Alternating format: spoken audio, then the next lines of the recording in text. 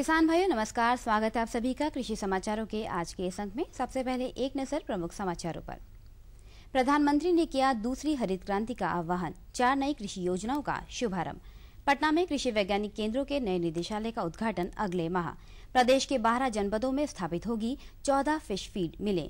प्रदेश में 245 कुक्कुट पालन इकाइयां लगाने का फैसला। कृषि वैज्ञानिकों ने समझाया तुलसी और नींबू घास की खेती का अर्थशास्त्र। उत्तर प्रदेश में खोदे जाएंगे 35,000 नए तालाब। और अब समाचार विस्तार से। प्रधानमंत्री नरेंद्र मोदी ने कृषि संबंधी 4 नई योजनाओं मेरा गांव मेरा गौरव, आर्या, फार्मर फर्स्ट और स्टूडेंट रेडी का शुभारंभ किया है। पटना में भारतीय कृषि अनुसंधान परिषद के 27वें स्थापना दिवस के उद्घाटन अवसर पर विजन 2050 को ऊंचाइयां देने के लिए उन्होंने इन योजनाओं का शुभारंभ किया है। इस अवसर पर प्रधानमंत्री ने कृषि वैज्ञानिकों से कहा कि दूसरी हरित क्रांति को सफल बनाने के लिए कृषि वैज्ञानिकों को प्रयोगशालाओं से निकलकर खेतों में प्रयोग करना होगा। प्रधानमंत्री ने कहा कि दूसरी हरित क्रांति के लिए देश अधिक इंतजार नहीं कर सकता और इसकी शुरुआत पूर्वी भारत, उत्तर प्रदेश, बिहार, असम और पश्चिम बंगाल से होगी। उन्होंने कृषि में चतुरंगी क्रांति लाने पर जोर दिया। केंद्रीय कृषि मंत्री राधा मोहन सिंह ने कहा है कि अगले माह पटना में कृषि वैज्ञानिक केंद्रों के नए निदेशालय का शुभारंभ होगा। अभी तक इसका एकमात्र निदेशालय कोलकाता में स्थित है। उन्होंने घोषणा की कि शीघ्र ही मुजफ्फरपुर में मत्स्य पालन विश्वविद्यालय की स्थापना की जाएगी। अभी तक देश में मत्स्य विज्ञान पर भी एकमात्र विश्वविद्यालय है जो कि मुंबई में स्थित है। उत्तर प्रदेश सरकार 70 लाख रुपए की लागत से प्रदेश के 12 जनपदों में 14 फिश फीड मिलें स्थापित करेगी, जिससे गुणवत्ता युक्त मत्स्य बीज और संवर्धन के लिए आहार भी मुहैया कराया जा सके। सरकार द्वारा मत्स्य पालन को कृषि का दर्जा पहले ही दिया जा चुका है और अब सरकार ने मत्स्य पालन के व्यवसाय को प्रोत्साहित करने का फैसला लिया है। उत्तर प्रदेश सरकार ने प्रदेश में 245 कुक्कुट पालन इकाइयां लगाने का फैसला लिया है, जिसके सापेक्ष 71 कुक्कुट पालन इकाइयां स्थापित हो चुकी हैं। विगत दिनों मुख्य सचिव ने बताया कि इस समय कुक्कुट पालन एवं कामधेनु योजना सरकार की पहली प्राथमिकता है। विगत दिनों वैज्ञानिक एवं प्रौद्योगिकी परिषद उत्तर प्रदेश के तत्वाधान में जिला विज्ञान क्लब में उसर बंजर जमीन का सदुपयोग करके परंपरागत खेती के साथ साथ अतिरिक्त धनराशि अर्जित करने विषयक एक कार्यशाला का आयोजन किया गया, जिसमें वैज्ञानिकों ने बताया कि तुलसी की फसल सिर्फ 90 दिनों में तैयार हो जाती है। तुलसी का तेल 600 रुपए लीटर बेचकर किसान कम समय में अधिक धन कमा सकते हैं। उन्होंने कहा कि कम सिंचाई और मिट्टी की कटान रोकने वाली नींबू घास की पहली फसल 4 महीने में काटकर किसान 1000 रुपए लीटर बेचकर नकद धनराशि जुटा सकते हैं। बहुवर्षीय नींबू घास की फसल को 1 साल में 4 बार काट सकते हैं। किसान भाई खेती के साथ साथ बेकार पड़ी जमीन का सदुपयोग औषधीय पौधों की खेती करके अपनी आर्थिक स्थिति को मजबूत कर सकते हैं। उत्तर प्रदेश में भूगर्भीय जल की सतह में लगातार आ रही गिरावट के कारण राज्य के 160 विकासखंड अब तक डार्क ब्लॉक की श्रेणी में आ चुके हैं। इस स्थिति से चिंतित राज्य सरकार ने प्रदेश के विभिन्न जनपदों में 35,000 तालाब खुदवाने का निर्णय लिया है। ये जानकारी प्रदेश के मुख्य सचिव आलोक रंजन ने भूजल सप्ताह के समापन पर आयोजित कार्यक्रम में दी। कार्यक्रम में वैज्ञानिकों ने वाटर हार्वेस्टिंग, वर्षा जल संचयन और वर्षा जल संरक्षण पर जोर देते हुए सिंचाई के आधुनिक तरीके अपनाने का सुझाव दिया। अब किसान भाइयों के लिए कृषि वैज्ञानिकों की सामयिक सलाह। धान खरीफ की प्रमुख फसल है। वर्तमान समय में न्यून से मध्यम स्तर पर पत्ती लपेटक कीट का प्रकोप दिखाई दे रहा है। इस कीट की सूंडियां प्रारंभ में पीले रंग की तथा बाद में हरे रंग की हो जाती हैं, जो पत्तियों की लंबाई में मोड़कर अंदर से हरे भाग को खुरच कर खाती है, जिससे प्रभावित पत्ती सफेद रंग की दिखाई देती है।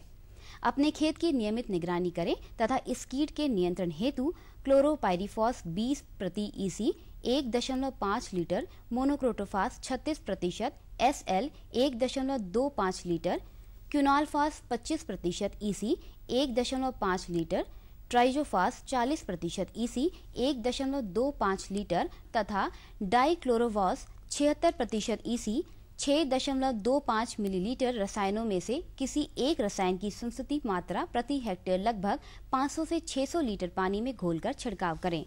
वर्तमान मौसम रोपाई के लिए अनुकूल है, अतः रोपाई युद्ध स्तर पर करें। विलंब से धान की रोपाई करने पर अधिक अवधि वाले पौध 30 से 35 दिन की रुपाई 2 से 3 पौध प्रति पुंज के स्थान पर 3 से 4 पौध की रुपाई प्रति पुंज करें। विशेष रूप से ऊसर एवं क्षारीय भूमियों में 3 से 4 पौध की रुपाई प्रति पुंज करें। रोपाई के बाद जो पौधे नष्ट हो गए हों उनके स्थान पर दूसरे पौधों को तुरंत लगा दें ताकि प्रति इकाई पौधों की संख्या कम ना होने पाए। और आइए अब एक नजर डालते हैं कृषि उत्पादों के मंडी भावों पर।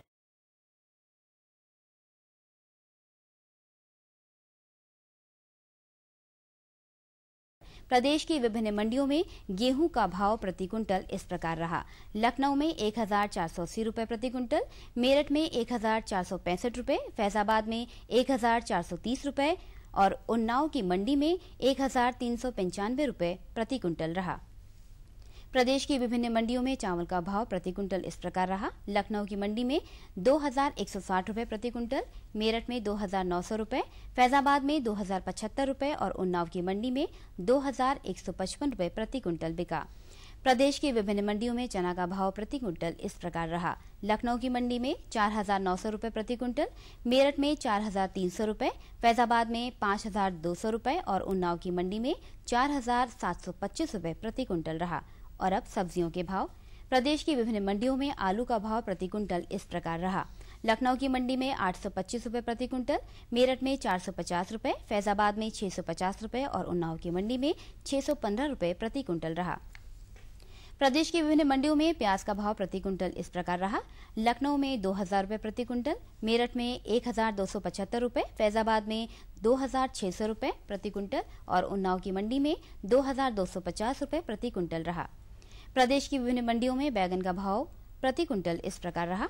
लखनऊ में 1000 रुपए प्रति क्विंटल, मेरठ में 530 रुपए, फैजाबाद में 1000 रुपए और उन्नाव की मंडी में 950 रुपए प्रति क्विंटल रहा। प्रदेश की विभिन्न मंडियों में हरी मिर्च का भाव प्रति क्विंटल इस प्रकार रहा। लखनऊ की मंडी में 1000 रुपए प्रति क्विंटल, मेरठ में 850 रुपए, फैजाबाद में 1225 रुपए और उन्नाव की मंडी में 2250 रुपए प्रति क्विंटल रहा। प्रदेश की विभिन्न मंडियों में टमाटर का भाव प्रति क्विंटल इस प्रकार रहा। लखनऊ की मंडी में 2500 रुपए प्रति क्विंटल, मेरठ में 1250 रुपए, फैजाबाद में 2400 रुपए और उन्नाव की मंडी में 2350 रुपए प्रति क्विंटल भाव रहा। प्रदेश की विभिन्न मंडियों में लौकी का भाव प्रति क्विंटल इस प्रकार रहा। लखनऊ में 900 रुपए प्रति क्विंटल, मेरठ में 600 रुपए, फैजाबाद में 900 रुपए और उन्नाव की मंडी में 625 रुपए प्रति क्विंटल रहा।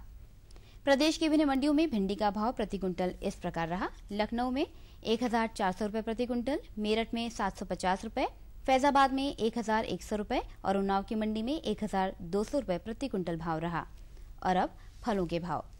प्रदेश की विभिन्न मंडियों में केले का भाव प्रति क्विंटल इस प्रकार रहा। लखनऊ में 2400 रुपए प्रति क्विंटल, मेरठ में 905 रुपए, फैजाबाद में 2000 रुपए और उन्नाव की मंडी में 1900 रुपए प्रति क्विंटल रहा। प्रदेश की विभिन्न मंडियों में सेब का भाव प्रति क्विंटल इस प्रकार रहा। लखनऊ की मंडी में 7000 रुपए प्रति क्विंटल, मेरठ में 5400 रुपए, फैजाबाद में 6000 रुपए और उन्नाव की मंडी में 6900 रुपए प्रति क्विंटल रहा। प्रदेश की विभिन्न मंडियों में मौसमी का भाव प्रति क्विंटल इस प्रकार रहा। लखनऊ की मंडी में 2800 रुपए, मेरठ में 1350 रुपए, फैजाबाद की मंडी में 2150 रुपए और उन्नाव की मंडी में 2300 रुपए प्रति क्विंटल भाव बिका। तो ये थे आज के कृषि समाचार और मंडी भाव। अब हमें दीजिए अनुमति। नमस्कार। और बताओ। बस। अरे ये क्या भैया जी, बस इतनी सी रासायनिक खाद? किसानी छोड़ रहे हो क्या? किसानी नहीं, नादानी छोड़ रहे हैं। मिट्टी की जांच कराई है। अब तो लालाजी जितनी जरूरत है उतने ही उर्वरक खेत में डालेंगे। हाँ, किसान भाई आज ही अपने जिले की नजदीकी भूमि परीक्षण प्रयोगशाला में मिट्टी की जांच जरूर करवाएं और मिट्टी में पोषक तत्व, नमी व पौधे के विकास को देखते हुए केवल जरूरत के अनुसार ही पोषक तत्व डालें। और हाँ, मिट्टी में गंधक, जस्ता, बोरोन जैसे सूक्ष्म पोषक तत्वों का पता लगाना भी न भूलें। उर्वरक और जैविक खाद के सही उपयोग से भूमि का उपजाऊपन बनाए रखें, उत्पादकता बढ़ाएं, खर्चा घटाएं और बहुमूल्य विदेशी मुद्रा बचाने में भी सहयोग दें। और हाँ, धीमी गति से नाइट्रोजन उपलब्ध कराने वाले उर्वरकों जैसे नीम लेपित यूरिया को प्राथमिकता दें और यूरिया का पत्तों पर छिड़काव करें। अरे वाह, तू तो सचमुच समझदार हो गया रे। अधिक जानकारी के लिए संपर्क करें जिला कृषि अधिकारी या किसान कॉल सेंटर। नई तकनीक सभी को अच्छी लगती है। मैंने भी अपने खेत की तैयारी, बुआई, जुताई, गहाई वगैरह के लिए छोटी मशीनें अपनी जरूरत के हिसाब से खरीदी। मैंने अपने खेतों में मशीन का प्रयोग किया तो काम जल्दी और आसान हो गया। खेती में मशीनों के इस्तेमाल के बाद मुझे मिली भरपूर पैदावार और ज्यादा मुनाफा। छोटी मशीनें तो हमारी अपनी अपनी हैं, लेकिन बड़ी मशीनें हमने समूह बनाकर खरीदी। किसान भाइयों और बहनों, आप भी उन्नत मशीनों और उपकरणों की खरीद पर वित्तीय सहायता का लाभ उठाएं, अपनी आमदनी बढ़ाएं और खुशहाली पाएं।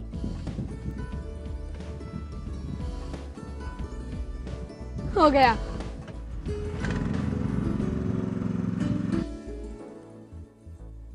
मैंने सोच लिया है, मैं तुझे कृषि का इंजीनियर ही बनाऊंगा। नई मशीनें, नए उपकरण आए आपके द्वार, ले लो इनसे अब खूब खुशी और पैदावार। जी जी जी। किससे बात कर रहे थे इतना हंस हंस कर? किसान कॉल सेंटर में विशेषज्ञ से खेती के बारे में सलाह ले रहा था। सुबह भी रात को भी? किसान कॉल सेंटर सुबह 6 बजे से रात को 10 बजे तक खुलता है। रविवार को भी? साल के 365 दिन खुलता है। पर तुम ये सब क्यों पूछ रही हो? मैं तो कुछ और ही समझी थी। कृषि संबंधी समस्याओं का अपनी भाषा में तुरंत समाधान पाने के लिए पूरे भारत में किसी भी फोन से राष्ट्रीय हेल्पलाइन नंबर 1800-180-1551 पर संपर्क करें।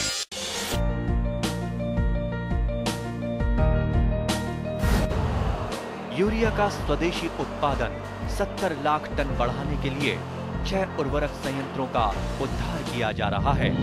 FCIL के गोरखपुर, सिंदरी, तलचर और रामागुंडम संयंत्र, HFCL की बरौनी इकाई और BVFCL की नामरू फोर्थ।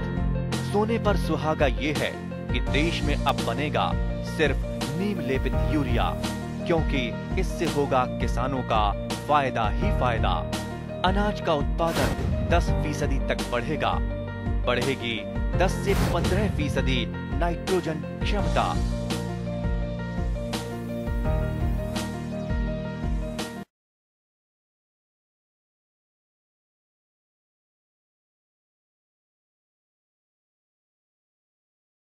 किसान भाइयों नमस्कार। कृषि में अच्छा मुनाफा लेने के लिए हमें ज़रूरत है तिलहनी फसलों की ओर विशेष रूप से ध्यान देने की।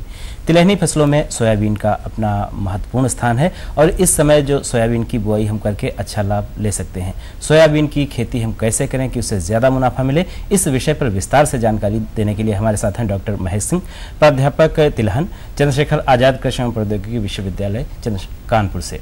डॉक्टर साहब, कार्यक्रम में आपका स्वागत है। डॉक्टर साहब, सबसे पहले हम ये जानना चाहेंगे कि हमारे किसान भाई सोयाबीन की खेती क्यों करें, इससे क्या फायदे हैं? देखिए, जहाँ तक बात है खरीफ की तिलहनी फसलों की, खरीफ में प्रमुख रूप से 4 फसलें उगाई जाती हैं, जिसमें सोयाबीन, मूंगफली, इसके अलावा हमारे पास एक अंडी फसल है और तिल।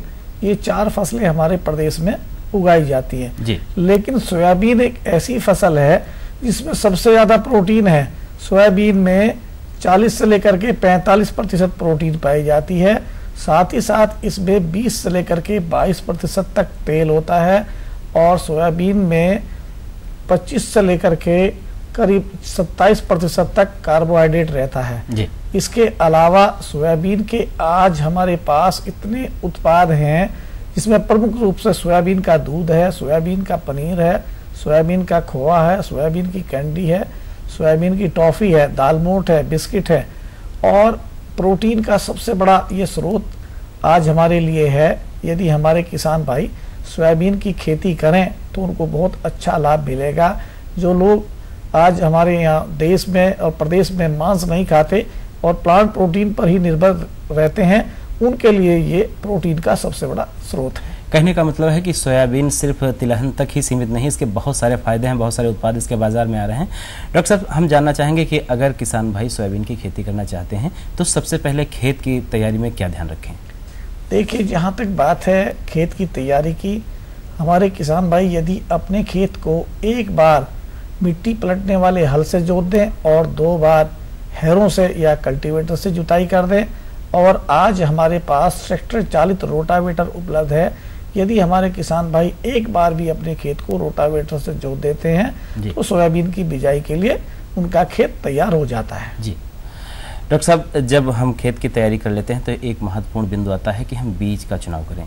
बीज की अच्छी प्रजातियां हम बोते हैं तो हमें अच्छा लाभ होता है। तो सोयाबीन में कौन कौन से ऐसी संस्तुत प्रजातियां हैं जिनको किसान भाई बो करके अच्छा लाभ पा सकते हैं? देखिए, बीज हमारी खेती का सबसे मुख्य अंग है। अभिजनक होने के नाते मेरा अपने किसान भाइयों से अनुरोध है कि वो अपने खेतों पर गुणवत्ता युक्त बीज लगाएं। गुणवत्ता युक्त बीज लगाने से उनका उत्पादन 25 से 30% अवश्य बढ़ जाता है। जहाँ तक सोयाबीन के बारे में बीज की बात है, सोयाबीन में बीज की मात्रा उसके दाने के आकार पर निर्भर करती है। जो छोटे दाने वाले हमारी प्रजातियां हैं उनमें 60 से लेकर के 65 किलोग्राम बीज लगता है, और जो मोटे दाने वाली प्रजातियां उनमें 70 से लेकर के 75 किलोग्राम बीज आवश्यकता रहती है प्रति हेक्टेयर की दर से। लेकिन सोयाबीन के बीज की एक और मुख्य विशेषता है, चूंकि इसमें अंकुरण प्रतिशतता कम रहती है, तो मेरा अपने किसान भाइयों से विशेष अनुरोध है कि सोयाबीन की बुआई करने से पहले बीज के अंकुरण का प्रतिशत अवश्य जांच लें। चूंकि यदि अंकुरण प्रतिशत 70 या 75 से कम रहता है, तदर्थ रूप में उनको बीज की मात्रा अपने खेतों में और बढ़ानी होगी। जहाँ तक बात है उन्नतशील प्रजातियों की, आज हमारे पास वो प्रजातियां हैं जिनमें मोज़ेक पीला चित्रवर्ण रोग बहुत ही कम लगता है। हमारे प्रदेश के लिए जो प्रमुख प्रजातियां हैं उसमें PK 472, PK 262, PS 1042 और NRC 7, NRC 9, NRC 12 और NRC 37, ये सभी प्रजातियां हमारे प्रदेश के लिए संस्तुत हैं। और इन प्रजातियों में जो पकने का समय रहता है करीब करीब 120 से लेकर के 125 दिन रहता है, और इनकी उत्पादन क्षमता 25 से लेकर के 30 क्विंटल प्रति हेक्टेयर की रहती है। लेकिन कुछ हमारे पास ऐसी प्रजातियां हैं जो कम दिन में पक करके तैयार हो जाती हैं, जिसमें NRC 7 जो हमारी प्रजाति है ये 100 से लेकर के 105 दिन में पक करके तैयार हो जाती है, और ये हमारे किसान भाइयों को 25 से लेकर के 30 क्विंटल ये उत्पन्न दे देती है। और ये हमारी जो प्रजाति है NRC 7 और NRC 12 और NRC 37, ये तीनों प्रजातियां से फसली खेती के लिए आज बहुत ही अच्छे विकल्प के रूप में हमारे किसान इनका प्रयोग कर रहे हैं। यदि हमारे किसान भाई खरीफ में दलहन उगा रहे हैं तो अरहर के साथ वो 4 लाइन सोयाबीन की NRC 7 या 12 की प्रजाति को लगाएं और साथ साथ 2 लाइन अरहर की लगाएं। डॉक्टर साहब, ये तो हो गई प्रजातियों की बात और इनके उत्पादन क्षमता की बात। एक महत्वपूर्ण विषय है कि बुआई का तरीका, वो लाइन से लाइन की रखें या छिटकवा बिल से बोएं, ये कैसे रखें, और दूरी और उसकी लाइन से लाइन की दूरी और पौधे से पौधे की दूरी क्या रहे? देखिए, मेरा ये कहना अपने किसान भाइयों से रहता है हमेशा कि हमारे किसान सामान्यतः देखने में आता है कि जो भी फसल बोते हैं वो चिटकवा बोते हैं, लाइन से नहीं बोते हैं। तो मेरा उनसे अनुरोध है कि लाइन से बोएं। आज हमारे पास फर्टिकम सीड ड्रिल उपलब्ध है, यदि वो उसका प्रयोग सोयाबीन में करें, जिसके जो फर होते हैं वो ऑलरेडी 45 सेंटीमीटर पर उसके फर एडजस्ट रहते हैं, तो लाइन से लाइन की दूरी 45 सेंटीमीटर रखें और पौधे से पौधे की दूरी 4 से 5 सेंटीमीटर रखें। साथ ही साथ एक चीज़ का और विशेष ध्यान रखें कि बीज की जो गहराई है वो 3 से 5 सेंटीमीटर रहे। डॉक्टर साहब, जब हम कोई फसल बोने की तैयारी करते हैं तो एक महत्वपूर्ण बिंदु होता है कि उर्वरक प्रबंधन हम कैसे करें। अगर उर्वरक प्रबंधन हमारा अच्छा होता है तो निश्चित रूप से उत्पादन अच्छा मिलता है। तो सोयाबीन की जो किसान भाई खेती करने जा रहे हैं वो उर्वरक प्रबंधन कैसे करें? देखिए, सोयाबीन के लिए मेरा एक कहना है अपने किसान भाइयों से कि अच्छा उत्पादन लेने के लिए उनको अपने खेतों में बुआई से 1 माह पूर्व 4 से 6 टन गोबर की सड़ी खाद या कंपोस्ट खाद या मुर्गी की 2.5 टन खाद अपने खेतों में डाल देते हैं तो उनका अच्छा उत्पादन मिलता है। लेकिन फिर भी मेरा एक विशेष अनुरोध है कि वो अपनी मिट्टी का परीक्षण कराएं और मिट्टी के परीक्षण के उपरांत ही जो संस्तुत मात्रा है वही अपने खेतों में दें। यदि किन्हीं कारणों से मिट्टी का परीक्षण नहीं करा पाते हैं तो सोयाबीन में 20 kilogram nitrogen, 80 kilogram phosphorus, 40 kilogram potash, साथ ही साथ 20 किलोग्राम गंधक तत्व के रूप में तदर्थ रूप में देना होगा। यदि वो गंधक का प्रयोग नहीं कर पाते हैं तो उनको 2 क्विंटल जिप्सम प्रति हेक्टेयर की दर से अपने खेतों में देना होगा। जी डॉक्टर साहब, जब हम बुआई करते हैं तो उसके बाद कुछ कीट बीमारियां भी हमारी फसलों पे लगते हैं। सोयाबीन में ऐसे कौन कौन सी बीमारियां हैं, कीड़े हैं जो फसल को प्रभावित करते हैं शुरुआती दशा में, और किसान भाई कैसे उसका नियंत्रण करें? देखिए, जहाँ तक बात है कीड़े और बीमारी की, खरीफ की जितनी भी फसलें हैं इनमें सबसे ज़्यादा उत्पादन कम होने का कारण कीड़े और बीमारी हैं। जी, मेरा अपने किसान भाइयों से सुझाव है कि वो बुआई से पूर्व अपने बीजों का शोधन अवश्य करें। यानी कि तिलहनी फसलों में खास तौर से मेरा कहना है सोयाबीन में उसकी FIR जरूर करा दें। जो बीज उनका है पहले उसको फंजीसाइड, फिर इंसेक्टिसाइड और उसके बाद में राइजोबियम कल्चर से वो ट्रीट करा दें। जहाँ तक बात है जो हमारे पास आज बीज शोधन के लिए रसायन हैं उपलब्ध, उनमें एक है थीरम, दूसरा कार्बेंडाजिम। थीरम की 2.5 ग्राम मात्रा, कार्बेंडाजिम की 1 ग्राम मात्रा। इसके अलावा आज हमारे पास जैव फफूंदनाशी उपलब्ध है, ट्राइकोडर्मा विरिडी। यदि हमारे किसान भाई 4 से 5 ग्राम प्रति केजी बीज की दर से ट्राइकोडर्मा विरिडी से बीज का शोधन करते हैं तो उनको खेतों में बहुत ही कम कीड़े और रोगों के आने की संभावना रहती है। साथ ही साथ आज उनको राइजोबियम कल्चर का विशेष ध्यान देना होगा। हर दलहनी फसल के लिए अलग अलग प्रकार का राइजोबियम कल्चर उपलब्ध है और एक विशिष्ट प्रकार का एक राइजोबियम कल्चर का पैकेट आता है। 10 किलोग्राम बीज के लिए एक पैकेट प्रयुक्त रहता है। डॉक्टर साहब, आज आप हमारे कार्यक्रम में आए, हमारे किसान भाइयों को सोयाबीन के उत्पादन के बारे में इतनी अच्छी जानकारी दी, इसके लिए आपको बहुत बहुत धन्यवाद। धन्यवाद।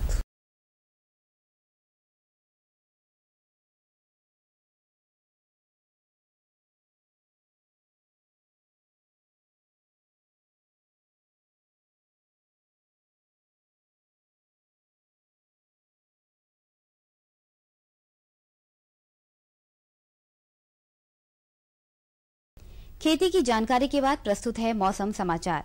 भारतीय मौसम विज्ञान विभाग से प्राप्त मौसम पूर्वानुमान एवं उपग्रह से प्राप्त चित्रों के विश्लेषण के अनुसार प्रदेश एवं लखनऊ के निकटवर्ती क्षेत्रों में इस सप्ताह आसमान में बादल तो घिरेंगे मगर वर्षा की संभावना कम है। हवा तो चलेगी मगर अधिक आर्द्रता के कारण उमस भरी गर्मी रहेगी। लखनऊ स्थित मौसम विज्ञान केंद्र से प्राप्त सूचनाओं के अनुसार जहां लखनऊ व आसपास के क्षेत्रों में आज का अधिकतम तापमान 36 डिग्री सेंटीग्रेड और न्यूनतम तापमान 28 डिग्री सेंटीग्रेड रहा तथा जहां तहां छिटपुट बादल भी दिखाई पड़े। हवा का प्रवाह 15 किलोमीटर प्रति घंटे रहा तथा आर्द्रता 45% दर्ज की गई। वहीं 29 जुलाई को औसत अधिकतम तापमान 36 डिग्री सेंटीग्रेड और न्यूनतम तापमान 28 डिग्री सेंटीग्रेड रहेगा तथा छिटपुट बादल भी छाए रहेंगे। 15 किलोमीटर की रफ्तार से हवा चलेगी तथा आर्द्रता 43% रहेगी और आसमान साफ रहेगा। जबकि 30 जुलाई को अधिकतम तापमान 36 डिग्री सेंटीग्रेड और न्यूनतम तापमान 28 डिग्री सेंटीग्रेड रहेगा। इस दिन हवा 13 किलोमीटर की रफ्तार से चलने की संभावना है। आर्द्रता बढ़कर 50% तक आ जाएगी जिसके कारण उमस बढ़ेगी तथा दिन भर धूप और बादलों के बीच आंख मिचौली जारी रहेगी। जबकि 31 जुलाई को तापमान में थोड़ी गिरावट आएगी तथा घने बादल छाए रहेंगे। अधिकतम तापमान 34 डिग्री सेंटीग्रेड और न्यूनतम तापमान 28 डिग्री सेंटीग्रेड रहेगा। 13 किलोमीटर की रफ्तार से हवा चलेगी तथा आर्द्रता बढ़कर 52% तक पहुंच जाएगी और उमस बढ़ेगी। जबकि मेरठ मौसम केंद्र से प्राप्त सूचना के अनुसार पश्चिमी उत्तर प्रदेश में तापमान में गिरावट और आर्द्रता वृद्धि के कारण उमस भरी गर्मी का प्रकोप बढ़ेगा। आज का अधिकतम तापमान 35 डिग्री सेंटीग्रेड और न्यूनतम तापमान 26 डिग्री सेंटीग्रेड रहा तथा बदली छाई रही। 18 किलोमीटर की रफ्तार से हवा चली और आर्द्रता 53% रही। वहीं 29 जुलाई को तापमान स्थिर रहेगा मगर सवेरे से ही बादल छाए रहेंगे। अधिकतम तापमान 35 डिग्री सेंटीग्रेड और न्यूनतम तापमान 26 डिग्री सेंटीग्रेड रहेगा। तो किसान भाइयों, ये थे मौसम समाचार। कुछ और नई जानकारियों के साथ फिर होगी मुलाकात। तब तक के लिए दीजिए अनुमति। नमस्कार।